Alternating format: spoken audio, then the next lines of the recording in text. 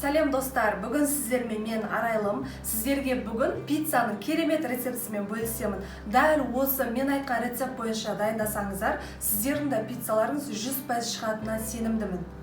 Достар, бүгін сіздерге 5 түрлі пиццаны көрсететін боламын. Олар маргарита, пепперони, тауық етінен жасалған пицца, Қазақстан пиццасы және де қозы құйрықтан жасалған пицца. Ол үшін видеоны соңына дейін тамашалаймыз. Лайк басып, менің каналыма тіркелмесеңіздер, тіркеліп қойыңыздар. Ең алдымен керекті заттармен таныстырайын. Міндетті түрде таразы керек. Олсыз пиццаларыңыз жақсы шықпайды. Одан соң дәл осы дәмдеуіш орегано деп аталады. Кез келген магазинде сатылады, қымбат тұрмайды. Оның да болуы маңызды. Және де егер де пиццаларыңыз дәл ресторанский пицца болуын қаласаңыздар, арнайы осында пицца пісіретін табаға пісіргендеріңіз жөн. Және де барлықтарыңызға белгілі пиццаның дәмді шығуы дұрыс сырды таңдай білгендеріңіз жөн. Яғни міндетті түрде моцарелла сырын алыңыздар. Ірімшігін мен 2 түрлісін алдым. Біреуі 45%, екіншісі майлылығы 40%. 40%-дан кем сырдың түрін алмаңыздар. Яғни майлылығы 40%-дан кем болмау керек. Және де пиццаның соусын осы тістебеледен жасайтын боламыз. Ал ішіне салатын салмасы өз қалауларыңыз бойынша жасасаңыздар болады. Ең алдымен пиццаның қамырын дайындаймыз. Ұн, жылы су, жылы сүт, тұз, қант, ашытқы және де сұйық май қажет.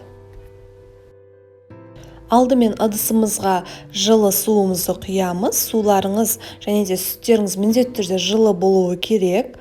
Одан соң тұзымызды және де қантымызды саламыз. Барлық алдын ала менде өлшенген. Одан соң қамыр ашытқымызды саламыз, яғни дрожжымызды араластырып жіберіп, соңында сұйық майымызды құямыз. Жақсылап араластырып аламыз, біздің тұзымыз және де қантымыз еру үшін. Одан соң аз-аз мөлшерден сала отырып, жұмсақ қылып қамыр елейміз. Ең алдымен осы силиконды қасықтың көмегімен араластырып алдым, өйткені қолымыз қатты былғанбау үшін. Одан кейін қолымызбен жұмсақ қылып қамыр елейтін боламыз. Ұнды көрсетілген мөлшерден көп салып қоймаңыздар. Егер көп салып қойсаңыздар, біздің қамырымыз қап-қатты болып, дұрыс көтерілмейді. Ол кезде біздің пиццаларымыз да дұрыс шықпайды. Сол үшін достар, бұған аса бір назар аударыңыздар. Осылай ұнды аз-аз мөлшерден сала отырып, қолымызбен жұмсақ қамыр елейміз. Ұнды да бірден көп салып қоюға да болмайды. Қатты болып қалуы мүмкін. Сол үшін аз-аз мөлшерден сала отырып, қамырдың июін әдемілеп келтіреміз. Мінекей қамырды жақсылап еледік. Дәл осылай жұмсақ болып дайын болуы керек. Бетін жауып, жылы жерге 1 сағаттай қалдырамыз. Және де ұнның 100 грамын алып қалдық. Ол бізге пиццаны дайындау барысында керек болады. Қамырымыз көтерілгенше пиццаның соусын дайындаймыз. Ең алдымен цецевелейді осындай ыдысымызға құйып алдық. Асты орташа отта дәміне қарай қант саламыз. Егер ащы болатын болса, қантты молырақ салғандарыңыз жақсы. Менде орташа ащы болғандықтан 1,5 ас қасық қантты салдым. Жақсылап араластырып аламыз. Асты орташа отта суы тартылғанша 10-15 минуттай қайнатып аламыз. Дәміне қарай орегано дәмдеуішін қосамыз. Бұл ерекше дәм береді. Міндетті түрде осы дәмдеуішті қосыңыздар. Және де сұйық болмауы керек біздің соусымыз. Сол үшін біраз қайнатып алғандарыңыз жақсы. Мінекей суы тартылды. Біздің соусымыз дайын болды. Дәл осындай болып шығады. Астын өшіріп суытамыз.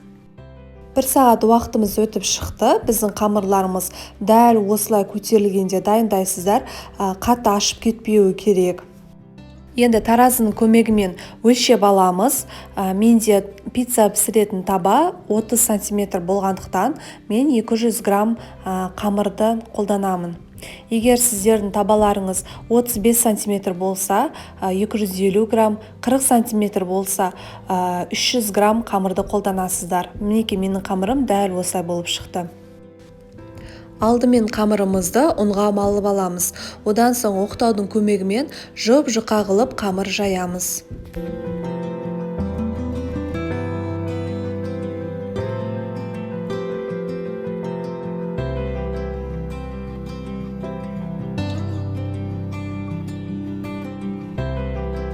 Енді табамызды алып, үстіне ұн сеуіп, сол ұнды төгіп тастаймыз. Сол кезде табада кішкене ғана ұн қалады. Дәл осылай болады. Енді қамырымызды ішіне саламыз.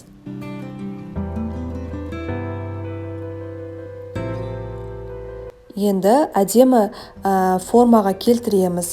Ең алдымен дәл ортасы жұқа болуы керек. Жан жағына, ең шеткі бөлігіне, ең шеткі жағына әдемі бортикелар жасаймыз.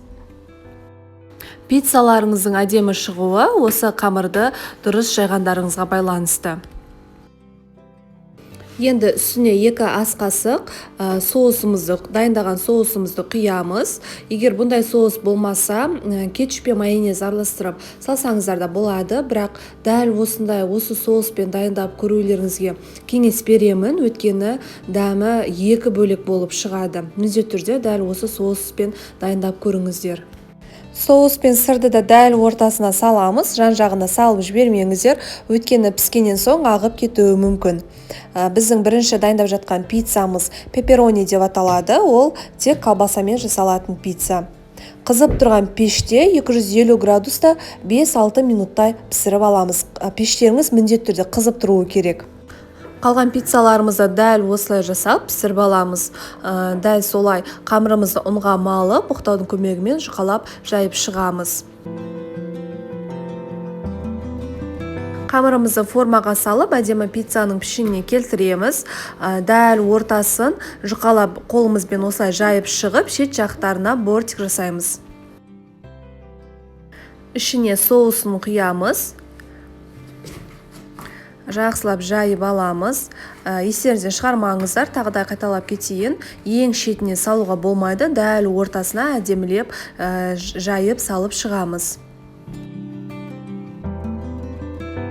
Екінші пиццамыз тауық етінен, яғни филеден жасалған пицца. Алдын ала пісіріп алып, мұздатып, турап, осылай жайып шығамыз. Қызып тұрған пеште 5-6 минуттай пісіріп аламыз. Келесі пиццамызды дәл солай жасаймыз. Барлық пиццалардың қамыры, оның жайылуы, ішіне салатын соусы, және де ірімшігі, яғни сыры барлығы бірдей болады. Тек салмасында, яғни қандай пицца жасасаңыз, салмасы соған байланысты өзгеріп отырады. Дәл қазір жасап жатқан пицца, бұл менде Қазақстан пиццасы. Қазымызды алдын ала пісіріп, піскеннен соң міндетті түрде суытып алғаннан соң кесіңіздер, сол кезде жақсы кесіледі. Бұны да қызып тұрған пеште 250 градуста 5-6 минуттай пісіріп аламыз. Келесі жасалайын деп жатқан пицца қозықұйрықтан жасалатын пицца, яғни фунжи деп аталады.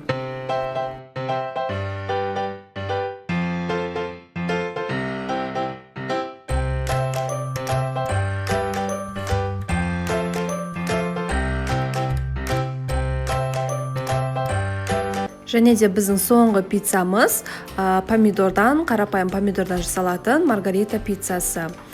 Менде соусы аз қалды, сол үшін кішкене ғана кетчупты қосып жібердім.